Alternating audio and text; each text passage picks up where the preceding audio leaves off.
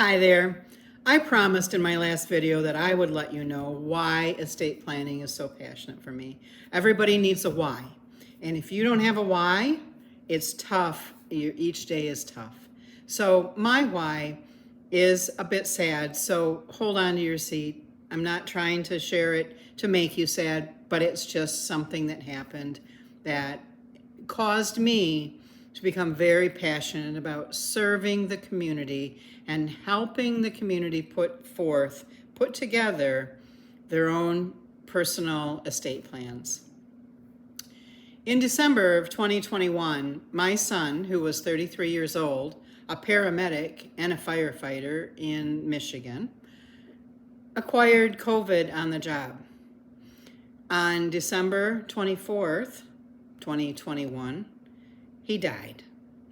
He left a wife and an unborn child. His wife was 7 weeks pregnant. It was the most significant tragedy my family has ever encountered. In the weeks to come, all I could do is call places, find out what I needed to do. I was helping my daughter-in-law at the time find estate planning attorneys. Here this poor woman, 27 years old and 7 weeks pregnant, is thrown into this world of probate and what did your husband owe and what did he own and how's the house titled, and you need an inventory, and all of the things that the court system drug her through really stole time from her in a time that was so critical. She was not able to grieve in peace. She was not able to breathe. It was just the most devastating thing in my life. So I turned to my own estate plan, which I had done. I had done with a lawyer just a couple of years prior, and I thought I was all set. I thought my husband and I, sound plan, we're going to be fine. I looked at our plan, which was a will. We probably should have had a trust, but it was a will and some ancillary documents to go along with it, medical power of attorney and financial power of attorney. But all of those documents gave everything, looked to my son James to be everything to us, to be our medical power of attorney, our financial power of attorney. Everything we owned or we could dream of owning would go to James. And James was no longer here. And a lawyer helped us put these documents together that were not going to function now. So in these early days of mourning, I contacted a lawyer and said, and I was in a very anxious state. I said, I have a will that everything goes to my son. My son has just died. Can you help me change that will? And he was like, yeah, absolutely sure. He spent 30 minutes with me. We talked through what I needed. In the following 6 to 8 weeks, every once in a while, I'd send him a little message. Hey, do you need anything from me? Can I? And mind you, I signed an engagement letter with this lawyer for $390 an hour. I had no idea how much it was going to cost in the end.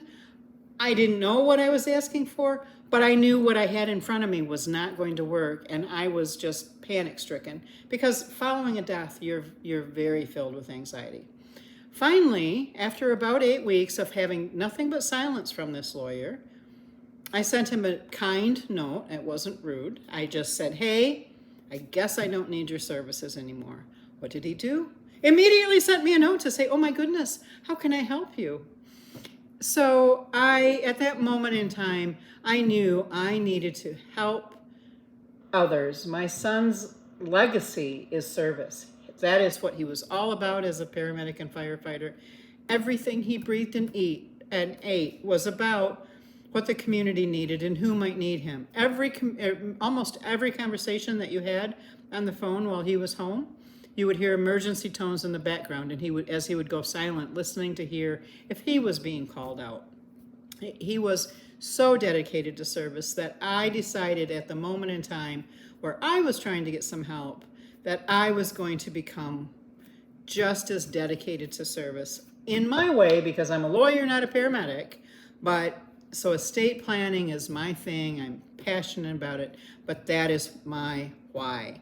I am carrying forward my son's legacy of community service in the best way that I can, and hoping to any other family going through such a tragedy does not need to be mired in the legal system because there is no estate plan. And that's what happens. Most cases would have to go to probate court to be settled. His was specific because he had owned his home before he was married, so the house was just titled in his name. But it was just gut-wrenching to watch. So I am here as a solution to what I have experienced, and I hope very much that my son is proud of his mother as she forges her way out into the community to provide necessary and needed services just as he did. Thanks for listening. My next videos will be a little bit more about my process and what it's like to work with me and what estate planning actually is. Take care. Bye-bye.